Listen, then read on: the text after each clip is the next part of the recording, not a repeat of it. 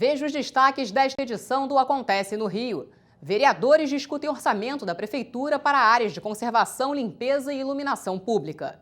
Termina nesta sexta-feira o prazo para a legalização de puxadinhos. Dia da Cultura é lembrado com um ato nas escadarias da Câmara Municipal. Em instantes. Olá!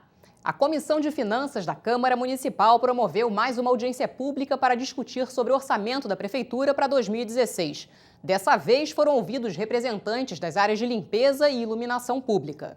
Com um orçamento superior a 1 bilhão e 800 milhões, a Conlurb vai manter para o próximo ano o programa Lixo Zero. Os investimentos serão para manter o projeto.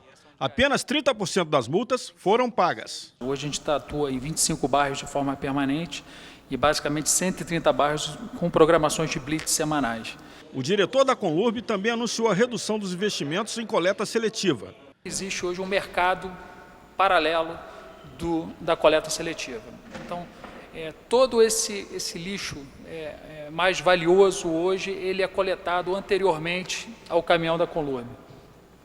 Por quê? Porque já existe hoje uma cultura, e o troço vem se aculturando cada vez mais, de que os condomínios, os grandes geradores desse potencial lixo reciclável, eles já estão comercializando ele antes.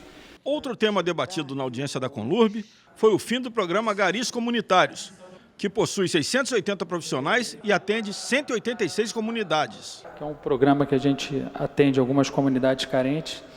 E houve uma decisão do Ministério Público, acho que ano passado, para a gente estar desmobilizando essa operação. Como é que eles existem a repasse de recursos do governo federal e a Prefeitura do Rio não pode utilizar um programa tão importante como esse? Eu acho que é uma perda, eu acho que a comunidade se ressente disso, eu acho que a Conlurb tem dificuldade de fazer o trabalho dos garis comunitários através de seus funcionários, dependendo da comunidade. A Rio Luz foi a última a se apresentar nessa semana. Seus investimentos estão voltados para a modernização da iluminação pública com foco na Olimpíada. Não são as instalações nos parques olímpicos, mas sim a melhoria da acessibilidade, aos locais onde vão ocorrer essas competições. Apesar dos investimentos em modernização, apenas 2% das lâmpadas são de LED.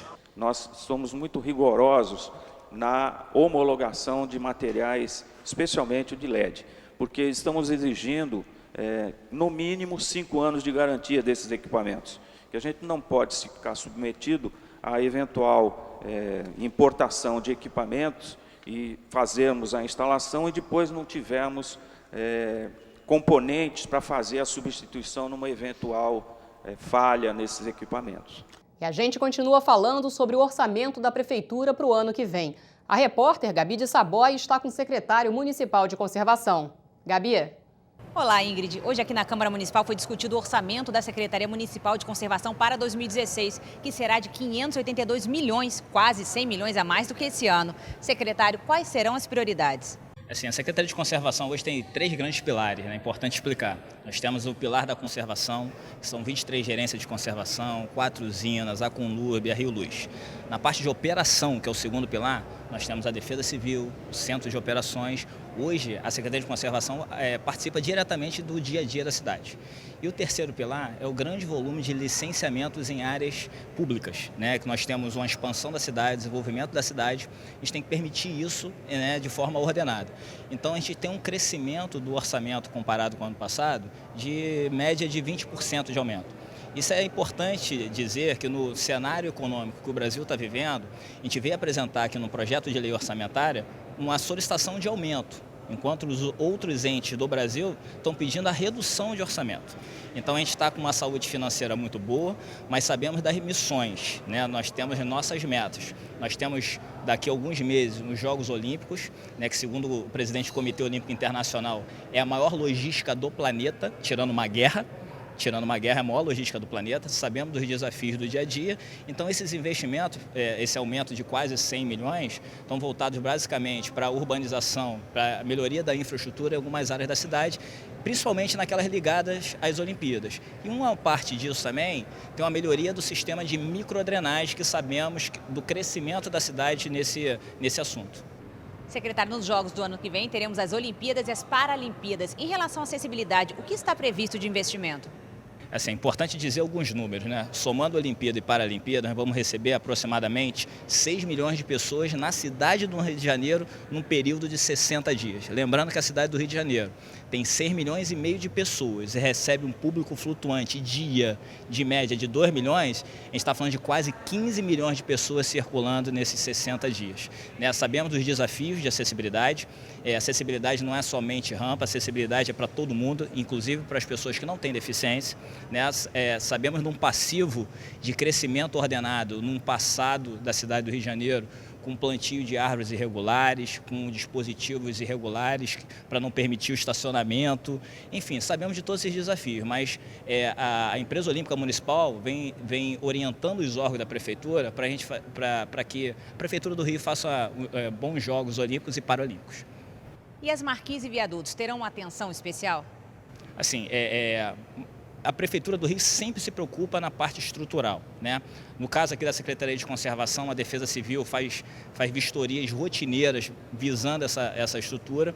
A Secretaria de Obras é responsável por essas obras de artes de engenharia, que nós chamamos dessa forma, mas a gente tem uma preocupação diária nisso. Hoje o Centro de Operações participa do dia a dia da cidade, mas não somente na operação, e sim na base de dados da cidade. Hoje a gente tem um volume de dados enorme. Então todos os órgãos do Centro de Operações colocam muita inteligência sobre isso. Então a Prefeitura está chegando no refinamento de informação até falando em Jogos Olímpicos, por exemplo, para dizer qual a melhor janela por dia, comparando com os jogos naquele dia, para prestação de serviço. Então, todo esse relacionamento está sendo feito, né, obviamente, liderado pelo prefeito Eduardo Paes, pela empresa olímpica municipal e o Centro de Operações. O senhor falou que a secretaria é parceira do cidadão. E como é que o cidadão pode ser parceiro da secretaria para ajudar a conservar a cidade? Mostrando para a gente onde estão os problemas. Eu não estou aqui falando para você que a gente vai resolver todos os problemas do mundo. E o que eu vim mostrar hoje na Câmara dos Vereadores é o crescimento desses indicadores, os indicadores de performance, como a gente cresceu, como éramos no passado, recente, e como estamos hoje. A Secretaria de Conservação é uma secretaria recente, criada pelo prefeito Eduardo Paes em 2010. Estamos fazendo 5 anos hoje, comparado com outras secretarias, é uma secretaria recente.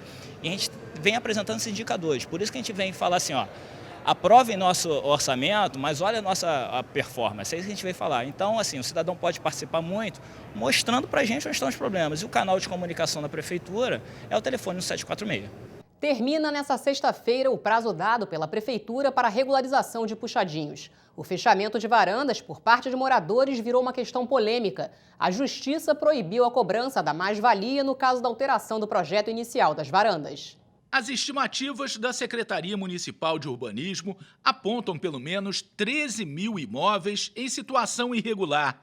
São moradores que aumentaram a área útil dos apartamentos e não pagaram pelo acréscimo. A Prefeitura deu um prazo até essa sexta-feira para os cariocas legalizarem os puxadinhos, com pagamento de taxas ao município. E não faltam reclamações, principalmente de moradores da Barra da Tijuca, que fecharam varandas com o sistema retrátil de vidro transparente. Eles estão sendo obrigados a pagar uma taxa conhecida como mais-valia. O Ministério Público diz que a cobrança é ilegal e já abriu um inquérito civil público contra a Prefeitura. A Procuradoria-Geral do município revelou que ainda não foi notificada do inquérito. O vereador Carlos Caiado comentou a polêmica. A minha lei, que não é só minha, tem outros vereadores como autor, é a lei de 2014, que é 145 de 2014, que permite o fechamento de varandas, mas que não há prazo de término. E está tendo confusão, sim. Os moradores, enfim, a população está requerendo informações, porque muitas delas foram notificadas pelo um simples fechamento de varandas para se regularizarem pela lei da mais-valia. E a gente está, a todos os momentos, esclarecendo qual é a diferença de uma para a outra. A lei das mais-varandas, que é 145 de 2014, que ela existe já há 1 ano, ela permite, como foi dito, que a pessoa possa fechar a sua varanda, mas com regras. O Dia da Cultura foi lembrado nesta quinta-feira com um ato nas escadarias do Palácio Pedro Ernesto. A manifestação foi promovida por integrantes de uma organização social que defendem a inclusão através da cultura.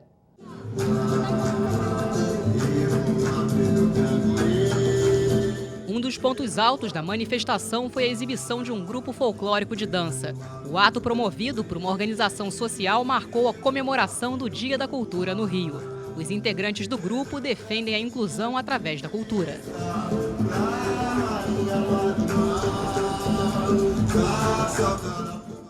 Antes de terminar, uma notícia que não é boa para os cariocas. A conta de luz vai ficar mais cara. A Agência Nacional de Energia Elétrica aprovou um reajuste de aproximadamente 16% para os consumidores da Light. O aumento entra em vigor já a partir de sábado. E o Acontece no Rio fica por aqui. Você pode rever este e outros programas no nosso site. Acesse câmara.rj.gov.br. Até amanhã.